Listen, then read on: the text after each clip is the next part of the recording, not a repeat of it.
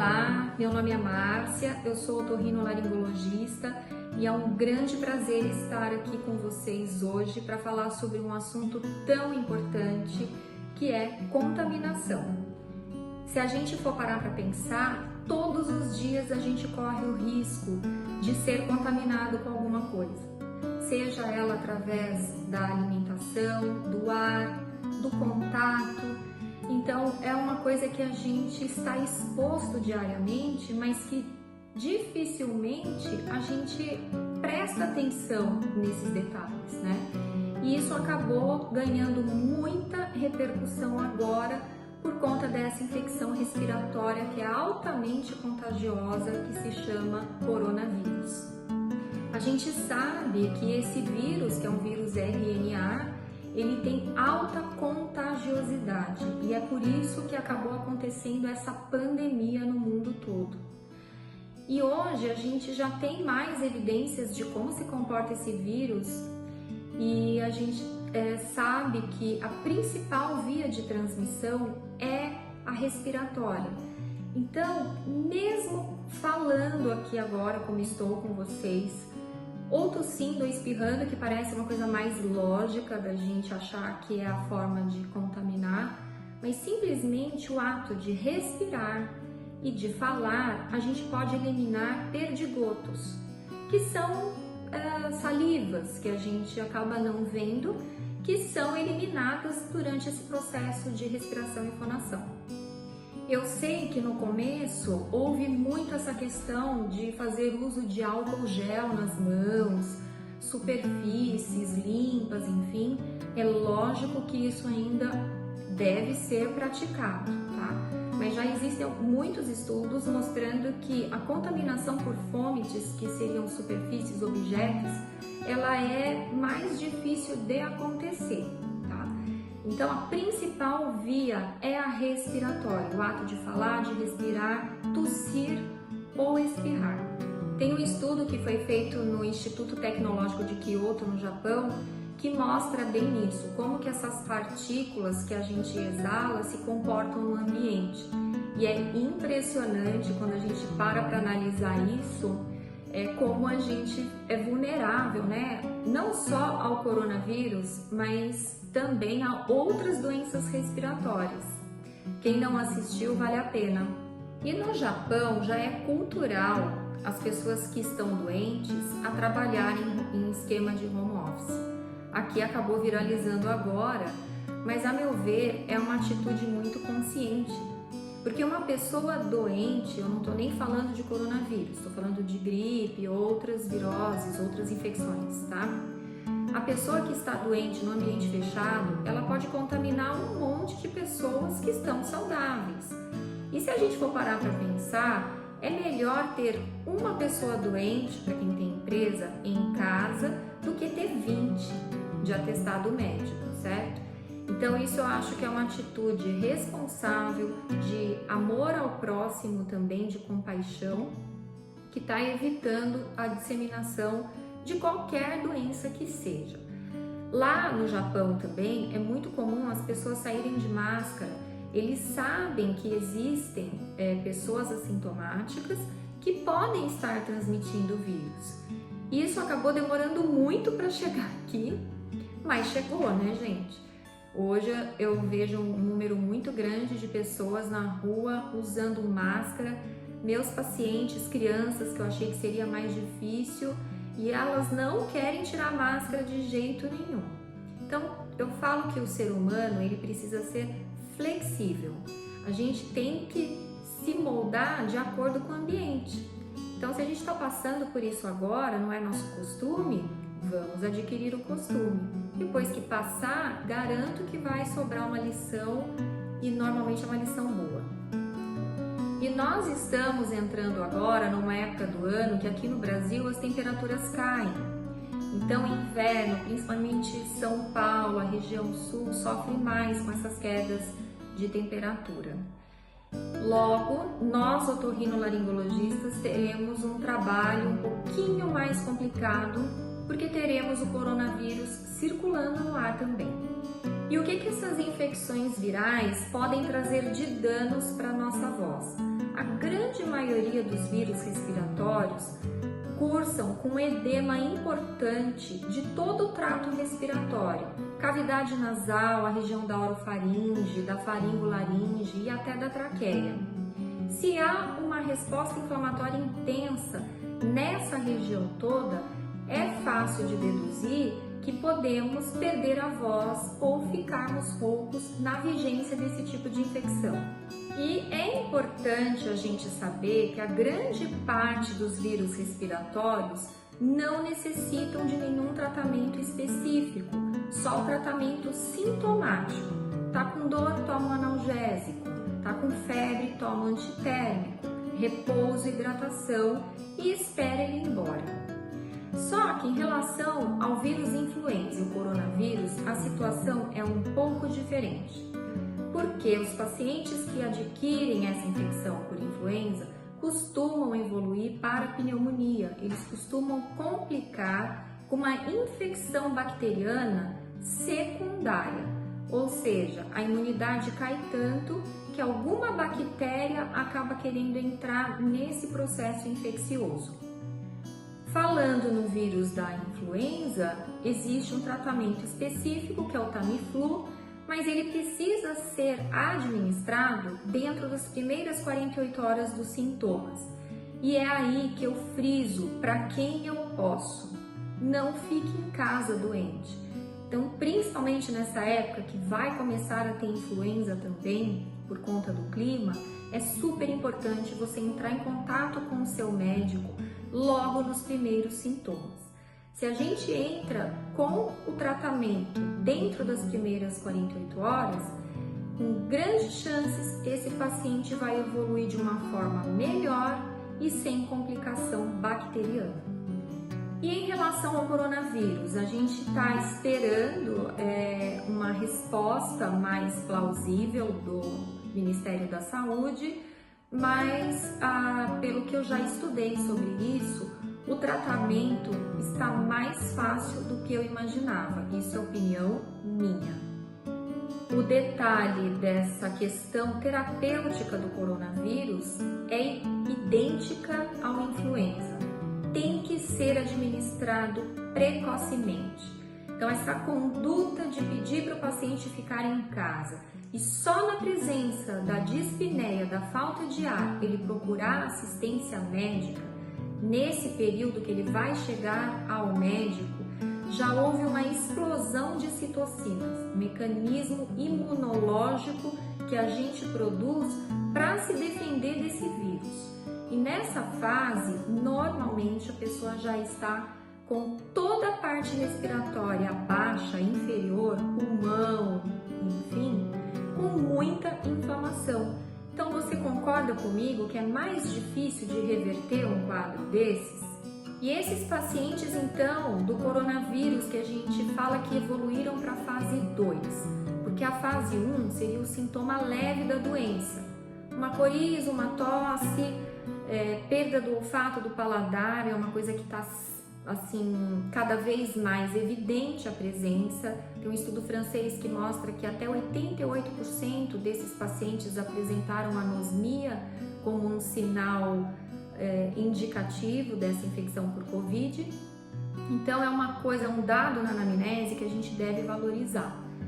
Se a imunidade então do paciente está boa, essa fase 1 ela acaba normalmente em 7 dias. O paciente acaba melhorando, a tosse melhora, ele não tem mais febre. Se a imunidade não estiver boa, o que vai acontecer? Esse paciente vai evoluir para a fase 2. Nessa fase 2, ele piora. Então, depois de 5, 7 dias, em vez dele apresentar melhora, ele apresenta uma recaída. E nessa recaída, a chance desse paciente apresentar alterações pulmonares, que podem inclusive ficarem como sequelas, são muito maiores. A chance desse paciente ser intubado também aumenta muito. A meu ver, claro, os pacientes que têm comorbidades, hipertensão arterial e diabetes, correm maior risco, mas o que a gente vê hoje em dia é que dependendo da carga viral que a pessoa acaba inalando, se contaminando, esse prognóstico também é pior. E por isso que a gente viu muitos profissionais da saúde em estado graves e alguns acabaram falecendo, infelizmente. E os pacientes que conseguirem recuperar dessa fase 2, eles podem ficar com uma sequela, ter um impacto na sua respiração devido a essa fibrose, essa inflamação toda que ocorreu, e em alguns casos isso realmente pode ser irreversível. Então você imagina, para quem é cantor, ter a sua capacidade respiratória restrita, diminuída por causa de uma infecção dessa natureza. Deu para entender a importância da prevenção? A gente não sabe como que o nosso sistema imunológico vai responder frente ao Covid. Você pode ter uma forma assintomática, você pode apresentar uma forma leve ou você pode apresentar uma forma grave. Eu não sei o que pode acontecer. Tudo vai depender do sistema imunológico. Eu acho que contar com isso é um pouco complicado. A gente já fica no risco de acontecer qualquer coisa pior, né? Daí a importância, que eu vou falar agora e frisar de novo, da prevenção. Eu não quero ver nenhum paciente na UTI. Eu não quero dar remédio para ninguém. E está na mão de vocês. A gente escuta falar sobre leitos de UTI sendo montados, respiradores sendo comprados. Para mim, isso é um absurdo, porque eu não quero ver ninguém lá e a gente tem como evitar isso. E agora eu pergunto para você, você se sente mais confortável sabendo que terá uma vaga de UTI em que você vai poder receber um tratamento de fase 2? Ou você prefere usar uma máscara e nem passar por isso? Gente, tá muito nas nossas mãos agora, tá? Então, eu peço a vocês que usem máscara, todos. E como que isso vai funcionar para o cantor, para aula de canto? Como que a gente pode ter estratégias para a gente continuar a nossa vida normal sem se contaminar? Como eu já falei para vocês, máscara, máscara e máscara. Não tem como relaxar. Então vamos supor que você tem a sua aula de canto ou de repente a sua terapia com a sua fonoaudióloga. Como que a gente deve proceder? Ao sair de casa, você deve usar máscara se você pega transporte público. Então se você vai usar um metrô, um ônibus, precisa usar. Assim como todos que estão lá dentro também precisam usar. Os estudos mostram que se só uma pessoa usar e 20 dentro do ônibus não usarem, o que vai acontecer? Desses 20, se tiver alguma ali doente, tosse lá dentro, ou mesmo está conversando, todos esses aerosóis, perdigotos, vão para a máscara daquele que está usando. Elas vão ficar ali na superfície. Então, esse paciente que está com máscara vai correr, sim, o maior risco de se contaminar na hora que ele for retirar a máscara. Às vezes a gente esquece, a gente coloca a mão na frente, a gente põe do lado errado. A gente tem que contar com isso, né, para dimensionar o risco. Agora, imagina comigo se todo mundo dentro do ônibus estivesse usando máscara. A disseminação do vírus seria drasticamente diminuída, porque estaria tudo retido, cada um com seus aerosóis. Então não adianta meia dúzia de pessoas fazerem o correto e a maioria não. Então a gente precisa do contrário, a gente precisa da maioria fazendo o correto para proteger todo mundo. E aí você chegou então na sua aula de canto. Na sala do professor de canto, o que seria ideal? Tem que ter ventilação, como foi demonstrado em Kyoto, nesse instituto tecnológico, precisa ter ar circulando. Então, se o professor de canto está aqui e o aluno está aqui, mantenha a distância, óbvio.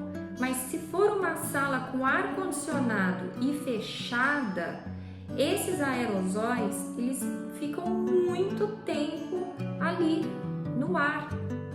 E aí o professor de canto que não está doente pode respirar e inalar esses vírus, ou o professor de canto está doente e o aluno pode inalar os vírus que o professor também exalou no ambiente. Então é importante ter o quê? Circulação de ar. O lugar que é fechado e não tem como ter circulação de ar, sinto muito, não dá para dar aula nesse ambiente sem nenhum tipo de proteção. Nesses locais fechados, uma alternativa seria usar o Face Shield. Só que tem a questão dele bloquear a onda sonora, então você não vai ter aquela dinâmica da aula que habitualmente você tem. Então, o que é o Face Shield? Muitos de vocês já devem ter visto. Olha como é que muda, né, a ressonância, porque ele vai bloquear a onda sonora. Então, o que acontece? Ó, uma alternativa para onde não tem janela. Você vai ter que cantar aqui dentro, tá? Porque assim, essa barreira vai impedir que perdigotos, aerosóis caiam no ambiente. Você e o professor de canto. É a melhor alternativa? Não é, mas é o que dá para fazer agora. E agora, posso usar o recurso do ventilador? Pode, não tem problema nenhum. Você pode colocar o ventilador aqui e jogar o ar para lá ou para cá, mas não de um para o outro. Então, o uso do ventilador seria uma alternativa para você jogar essas partículas para fora. Agora, se a sua sala ela é arejada, permite ventilação, você consegue deixar a porta aberta e uma janela aberta para ter essa corrente de ar, eu já acho que seria melhor. A única ressalva aqui, isso eu não li em lugar nenhum, mas é uma coisa óbvia, porque dependendo de onde o vento está batendo, vamos supor que o aluno está aqui e o professor de canto está aqui. Então, se o vento estiver para cá e o aluno está cantando aqui, maior chance do professor de canto se contaminar. Se o vento estiver para cá, maior chance do aluno se contaminar, entendem? Porque durante o canto, eu sei que assim, é muito intenso, né? Muito intensas as aulas. Então, dependendo para onde o vento bater, pode acontecer de um ou outro se contaminar. Se for ter esse raciocínio, o que seria o certo? Aluno, professor de canto e o vento daqui para lá, porque daí não está jogando para nenhum dos dois, você está jogando tudo lá para a janela de preferência. E como que a gente pode fazer então entre as aulas? Porque as aulas são individuais e a gente precisa higienizar a sala até o outro aluno chegar. Então, eu aconselho vocês a não marcar a aula muito próxima para ter um tempo dessa higienização. Então, superfície é álcool 70%, que é o melhor. Água sanitária, de repente, se sujou algum outro lugar, chão principalmente, seria bom passar um pano com água sanitária. Mas, como eu já falei, fomites não é um veículo de propagação do vírus a ser levado tanto em conta, tá? Mas é importante fazer. Então, aonde encostou a mão, álcool 70. E no ar? Márcia, você não falou que tem partícula no ar? Deve ficar muito pouco, porque você usou a sala arejada, com ventilador, jogando tudo lá para a janela, lá para fora, ok? Mesmo assim, eu não vou arriscar. Aqui no meu consultório, eu uso um produto que eu compro nos Estados Unidos já há muitos anos, justamente por causa da época da influenza ou qualquer outra época, porque eu atendo paciente que tem coqueluche também no verão, ou qualquer outra época, então, que tenha paciente tossindo dentro da minha sala. Então, toda vez que eu atendo um paciente com tosse, quando ele sai, eu espirro esse Lysol no ambiente, porque no rótulo dele diz que mata influenza em 30 segundos. pelos estudos feitos no FDA, a gente viu que ele também serve para coronavírus. E para minha sorte já era um hábito que eu tinha, para mim não mudou nada. Então sempre entre um e outro a gente faz isso. Aqui no Brasil não tem esse Lysol, mas aí você pode comprar o Lisoform, ele tem um cheiro um pouco forte, por isso que eu sugiro jogar no ambiente, sai um pouco, aguarda lá uns 10, 15 minutinhos com a janela aberta, enquanto isso você vai tomar sua água e aí você retorna com outro aluno. E no estúdio, como que a gente pode proceder? O estúdio eu acho um ambiente muito complicado para esse momento, tá? Na verdade, agora a gente já está disponível em muitos lugares o teste sorológico, que é o IgG, para sabermos se nós já tivemos o coronavírus. Se nós já tivemos a infecção por coronavírus e esse teste resultar positivo, você está imune, ou seja, você não precisa usar máscara, você não precisa se preocupar de estar passando o vírus para ninguém. Então é o checkmate para mim. Se você fizer o teste sorológico e der positivo IgG, significa que você está literalmente livre. Então, para fazer aula, enfim, gravações em estúdios, ou você teria que usar esse Face Shield que eu já demonstrei, que eu acho que vai abafar, vai alterar, talvez não dê para fazer isso, né, para cumprir o objetivo que vocês estão querendo.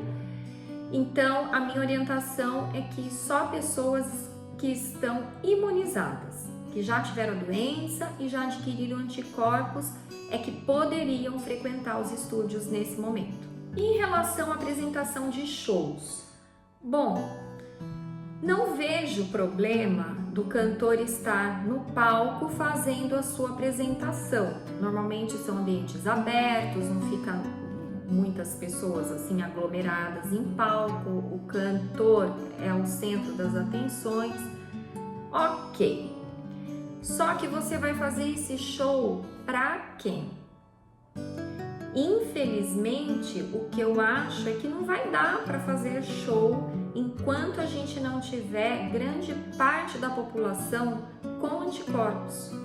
Então, perante essa questão do show, teoricamente, se for ao ar livre, praia principalmente, não veria problema, porque tem vento, tem distanciamento social.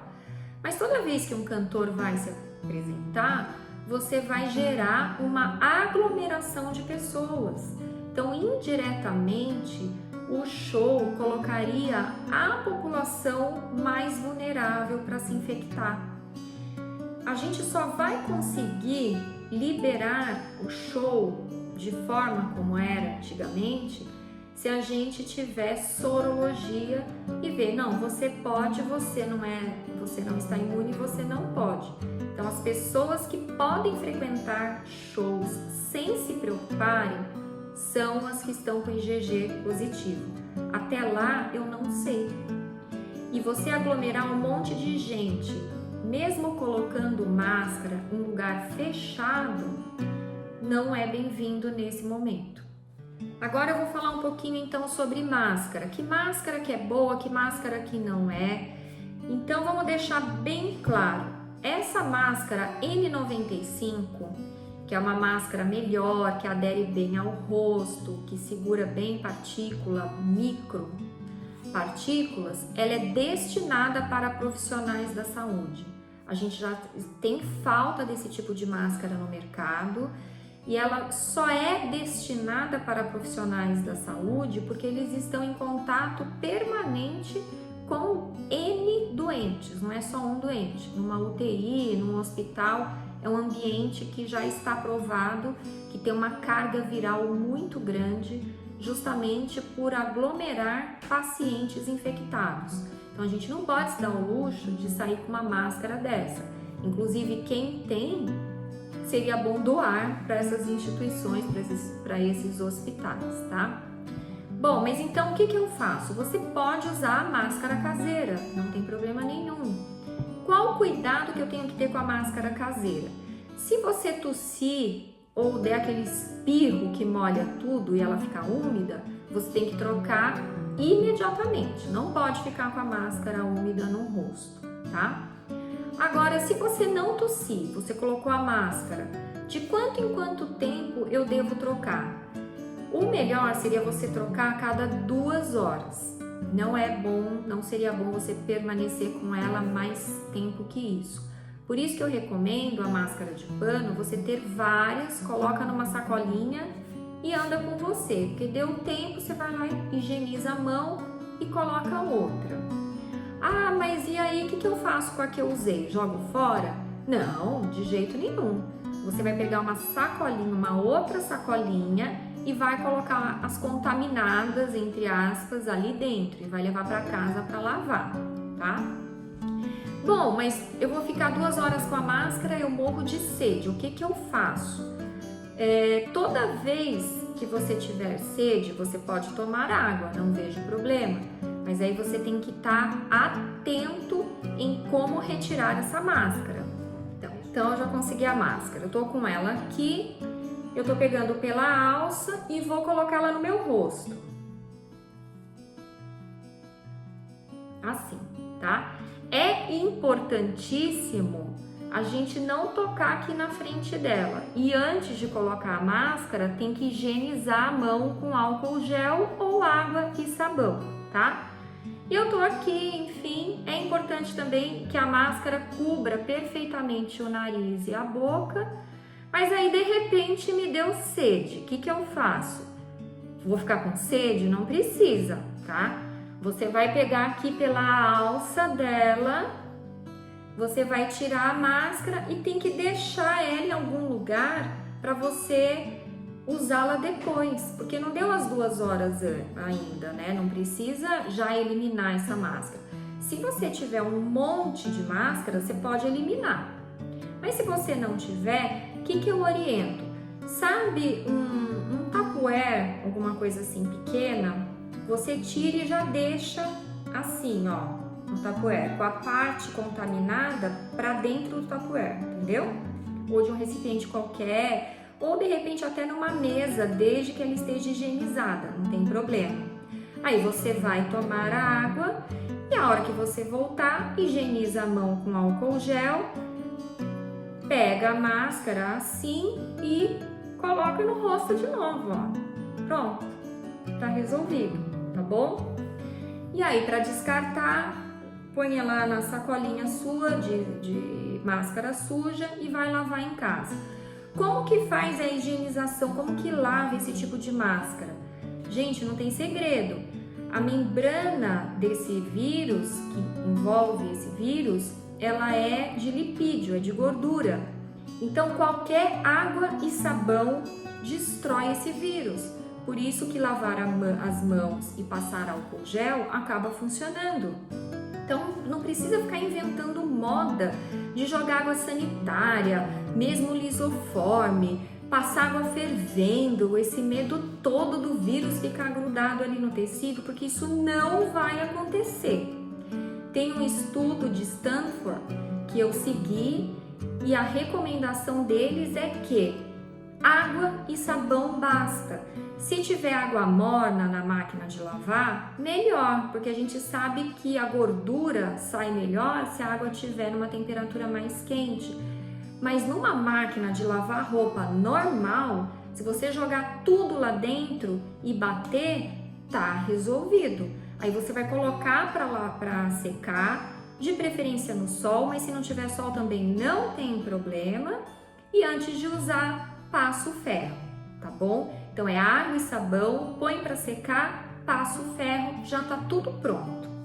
Inclusive, eu peço até que vocês não fiquem usando água sanitária e até mesmo sabão com cheiro muito forte, porque vai ficar nesse tecido. O que eu tô vendo muito agora é rinite alérgica, tosse alérgica, porque a pessoa coloca tanto produto para lavar a máscara que os resíduos estão permanecendo nela. Agora imagina você ficar com cheiro de água sanitária na máscara ou um sabão líquido que tenha um cheiro mais forte durante 2 horas. Não dá. Tem gente até que está apresentando dor de cabeça devido ao excesso de produtos.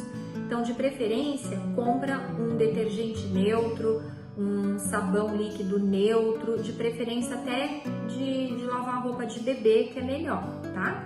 E se você tem a máscara cirúrgica para usar, vamos supor que daqui a pouco tenha um abastecimento melhor e você tem a máscara cirúrgica.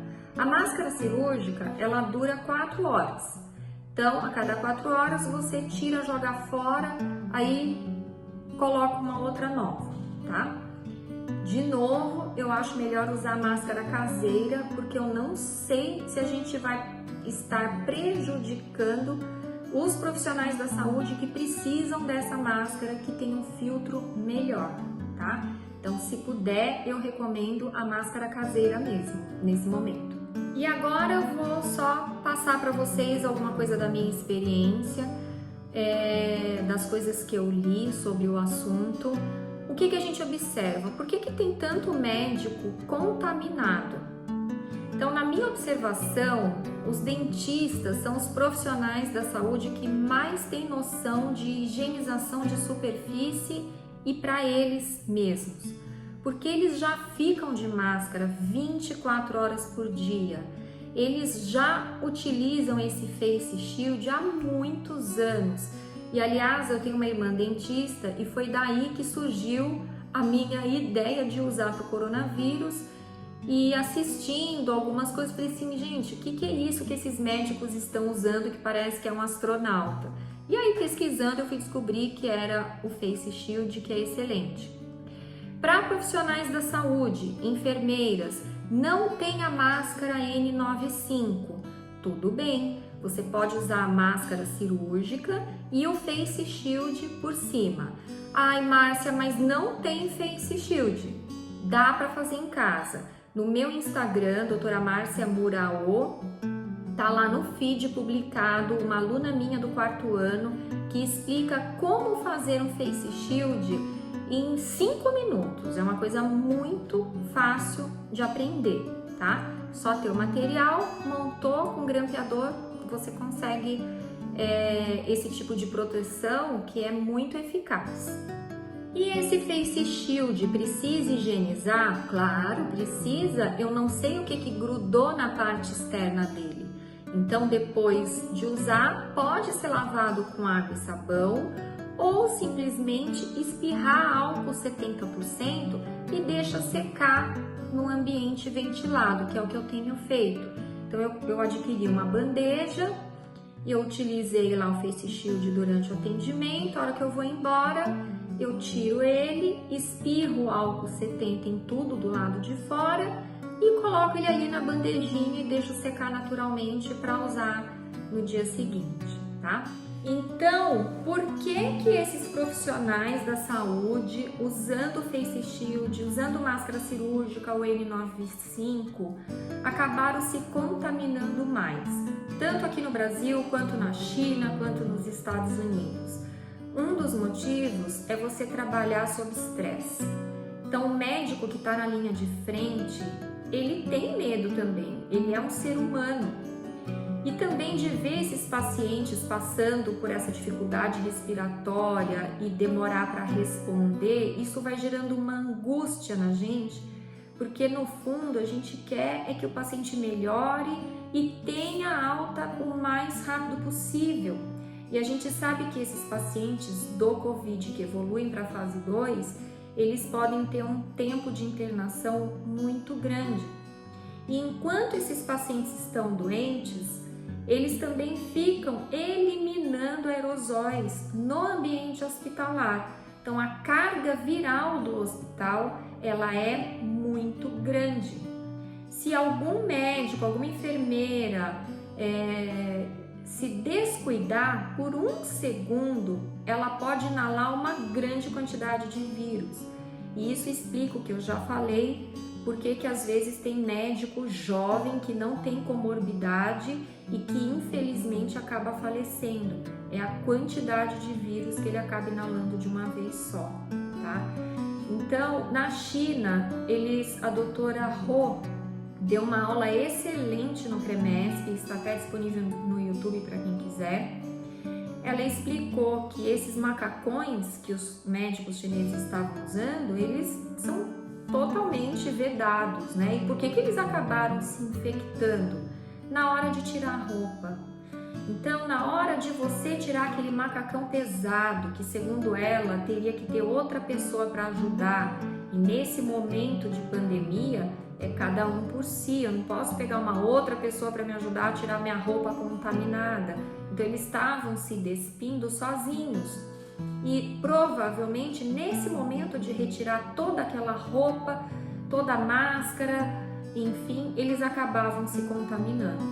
Então, terminou o trabalho, a gente, né, que não está na linha de frente, não está atuando em hospital, mas aqui no consultório, você professor, na sua aula de canto, você fonoaudióloga que está de máscara ou mesmo com face shield, acabou tudo, cuidado na hora de tirar a máscara. Ai, Márcia, mas eu fui tirar a máscara e sem querer eu coloquei a mão na frente. Calma, não tem problema, isso já aconteceu comigo também. Sem querer, coloquei a mão na frente. Se isso acontecer, o que você tem que fazer? Tira a mão, deixa aqui, não vai mexer mais. Lava ou passa o álcool gel, vai lá e tira pelo elástico novamente, sem estresse. Às vezes a pessoa fica tão estressada que encostou a mão na frente que ela acaba encostando a mão em tudo e por causa desse medo ela se contamina. Então tem que ter muito cuidado para colocar e tem que ter muita atenção para retirar o EPI, as máscaras ou face shield. E uma coisa interessante, porque eu mesma liberei meus pacientes para fazer atividade física ao ar livre, sem problema nenhum, claro, mantendo o distanciamento social. Mas, Márcia, para fazer atividade física ao ar livre, eu preciso de máscara? Teoricamente, não, porque você está ao ar livre e você está em distanciamento social. Você não vai correr maratona com 3, 4 pessoas do seu lado nesse momento, né? Você tem que ficar bem longe. Tem um estudo que fala que teria que manter uma distância de 4, 5 metros. Mas aí vem a questão do vento. Foi avaliado o vento? Não. Então, se uma pessoa está correndo perto de você e tosse e o vento tá na sua direção, você pode ser contaminado. Então, gente, tem que ficar bem longe e não ficar contando muito com metro. Ah, são 5 metros. Ah, são 2 metros. Para mim, ok, né? Se você estiver parado no ambiente, na fila de um banco, isso de repente pode ser válido, mas você não está levando em conta para onde o ar está batendo. Então, daí essa distância meio que acaba não interferindo, porque se o vento tiver contra ou a favor, você pode se contaminar ou não, tá? Então, muita atenção em relação a isso. Se for correr num ambiente que só tem você, nenhum problema. Mas se tiver um monte de gente ali e você tossir, daí eu já acho que é um problema. Às vezes a gente está correndo e dá uma vontade de tossir. Então, seria, nessa situação, interessante usar a máscara. Outra coisa, eu vou sair para andar de bicicleta, mas você mora em apartamento, você tem que pegar o elevador de máscara, porque você não sabe qual pessoa usou o elevador antes de você. Você não sabe se ela espirrou, se ela conversou com o marido ou com o filho lá dentro. Então, o elevador é um ambiente pequeno, fechado, né? Fica o tempo todo fechado. E se alguém tossiu no 9º andar e você pega o elevador no 10º andar e entra sem máscara, é provável que você inale algum vírus, caso haja vírus no ambiente. Então, por isso que todo mundo que for pegar elevador, se usar a máscara, a gente diminui consideravelmente essa contaminação no ambiente, tá? Então aí, se for para o ar livre, desceu de máscara, guarda a máscara e pode pedalar, fazer sua atividade física de forma tranquila. E agora eu vou falar um pouquinho sobre tratamento. A gente sabe que existem evidências de que a hidroxicloroquina associada à azitromicina, preconizada pela doutora Nisi Yamaguchi, tem mostrado resultados excelentes e principalmente para os pacientes na fase 1, ou seja, quando administradas essas drogas na fase precoce, não na fase 2, esses pacientes tiveram uma evolução muito melhor, sem internação, sem UTI, quando a gente compara aqueles pacientes em que essas drogas foram introduzidas tardiamente, tá? Então, eu particularmente não tenho dúvidas nesse momento de que esse é o caminho. E aí eu fui estudar um pouquinho sobre hidroxicloroquina e cloroquina, porque nas redes sociais está tendo muita confusão em relação às duas. E o que a gente tem visto? Fala-se de cloroquina como se fosse hidroxicloroquina. Inclusive, no dia 8 de abril, eu recebo diariamente do New York Times o briefing do Covid. E para minha surpresa, eu estava estudando nesse dia sobre essas medicações, estava escrito lá que a hidroxicloroquina ela não funciona para o vírus da influenza, porque na minha cabeça, pelo que eu estudei, óbvio, né? Se a gente tivesse uma medicação que é antiviral e funcionasse para qualquer vírus, a gente não precisaria administrar Tamiflu também para esses pacientes. Porque às vezes, quando você faz o teste rápido, você pode ter um falso negativo, que para coronavírus chega a 30%, para influenza também. Então, muitas vezes você faz o teste rápido e se der negativo os dois, o que você vai fazer? O médico vai ter que decidir qual medicamento entrar. E foi daí que surgiu a minha ideia de pesquisar a ação da hidroxicloroquina para o vírus da influenza, que eu pensei, puxa vida, de repente ela também exerce um efeito para a influenza e eu não preciso ficar nessa dúvida de associar Tamiflu ou de dar Tamiflu ou dar hidroxicloroquina. E o que eu descobri é que a hidroxicloroquina, num relato de caso, salvou a vida de uma menininha bebê de 17 meses que teve uma doença chamada bronquiolite, que às vezes evolui para bronquiolite obstrutiva pós-infecciosa. E normalmente essa doença é provocada pelo adenovírus, mas pode ser pelo vírus sincicial respiratório e também pelo vírus influenza. E essa bebezinha, pelo relato de caso, só curou com a introdução da hidroxicloroquina. Falei, gente, essa medicação não deve ser tão grave, assim, de efeitos adversos, senão não daria para uma bebezinha, né? E aí, pesquisando mais, eu vi que tem muitos colegas médicos que utilizaram a hidroxicloroquina para tratamento da chikungunya, quando teve aquele surto que infelizmente nasceu assim muito bebê com alteração neurológica, tá? Foi utilizado também. E nessa época ninguém falou que hidroxicloroquina matava, ou que acontecia isso ou aquilo de ruim, tá? O outro trabalho também que me chamou a atenção é que a hidroxicloroquina na Índia, ela é usada para tratamento da diabetes tipo 2 e tem um resultado muito bom nessa população. Então, gente, se vocês olharem a bula da Novalgina, da dipirona, olha lá, por curiosidade, os efeitos adversos. São terríveis. Então, não é bem assim. Todo remédio tem efeito colateral. Nenhum remédio é isento de nada. Se ele não tiver efeito colateral, ele também não funciona para nada. A gente sempre, nós médicos, estamos entre o risco e o benefício. E uma doença que pode levar à morte, a meu ver, não tem que pensar. A gente tem que usar o remédio que está mostrando que tem melhorado esses pacientes a nível ambulatorial, evitando internação e, consequentemente, evitando UTI.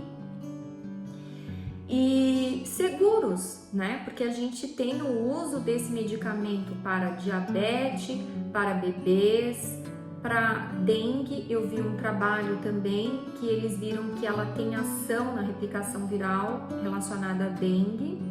Ou seja, é uma droga barata, eu não vejo malefício nenhum. E com a opinião dos outros colegas, dermatologistas e reumatologistas, eu ainda fico mais segura, porque eles têm experiência de muitos anos na administração dessa droga. E para terminar, essa doença provoca muita alteração, como eu já falei, do olfato e do paladar. Eu não tenho dúvida de que daqui para frente, realmente, nós, otorrinolaringologistas, precisamos entender toda a fisiopatologia do coronavírus, porque a gente não vai estar na linha de frente do hospital, mas estaremos no consultório. E dependendo do nosso conhecimento e da nossa perspicácia de entrar ou não com o tratamento, vidas serão salvas. Gente, muito obrigada. Qualquer dúvida, só me mandar um direct.